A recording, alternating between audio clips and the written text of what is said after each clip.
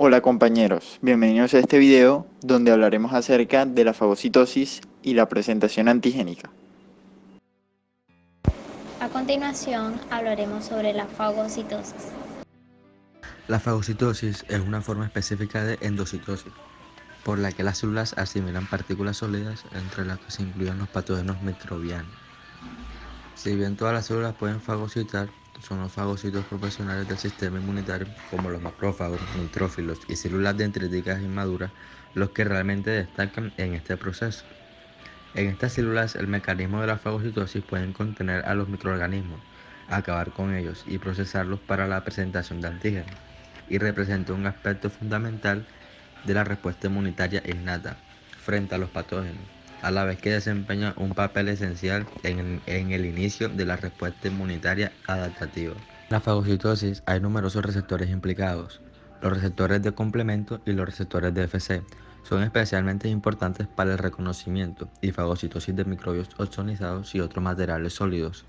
Otros receptores, como los receptores de tipo Toll, los receptores Scavenger o basureros y las lectinas, son también importantes en la captación de muchos microorganismos patógenos. La fagocitosis es un proceso dinámico que exige la reorganización del citoesqueleto e implica a proteínas de unión, a actina y a moléculas de señalización. La fagocitosis puede verse influida por numerosas moléculas asociadas a patógenos y moléculas endógenas, como el lipopolisacárido y las citoquinas. En particular, el factor de necrosis tumoral alfa y el interferón inmunitario o de tipo 2 impulsan la formación y maduración de los fagosomas.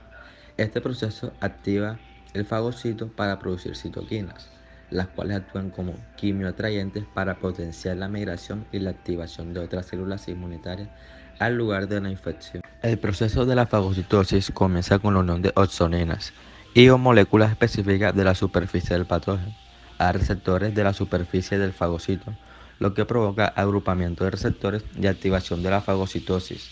La membrana celular se extiende alrededor del patógeno, al que finalmente envuelve y pinza para formar un fagosoma separado.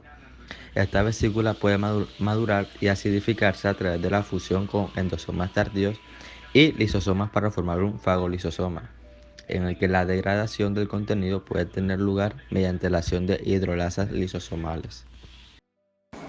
Ahora hablaremos de la presentación antigénica. ¿Qué es la presentación antigénica? Es el vínculo entre la inmunidad innata y la inmunidad adaptativa. Consiste en mostrar a las células de la inmunidad adaptativa las posibles amenazas del ser vivo, es decir, microorganismos invasores que se han fagocitado y nuestras propias células, es decir, células con patógenos intracelulares o células transformadas. Bueno, tenemos que la presentación antígena se da de dos vías, la MHC1 y la MHC2. La MHC1, tenemos que aquí el antígeno intracelular se convierte en proteínas víricas, que es marcada por una proteína ubiquitina que se procesa en el proteosoma. Tenemos que estos péptidos se transportan gracias a la proteína de transporte asociado al procesamiento del antígeno, que lo transporta al retículo endoplasmático. Bueno, en la vía MHC2 tenemos que el antígeno extracelular entra en contacto con la APC gracias a los diversos receptores de la membrana. Este interioriza los antígenos gracias a la endocitosis. Esto lo convierte en fagosomas y el aparato de Golgi envía al lisosoma, convirtiendo los fagosomas en vesículas de fagolisosoma. Y en esta unión, los lisosomas degradan a los fagosomas, convirtiéndolos en péptidos. En la presentación antigénica participan unas células y moléculas.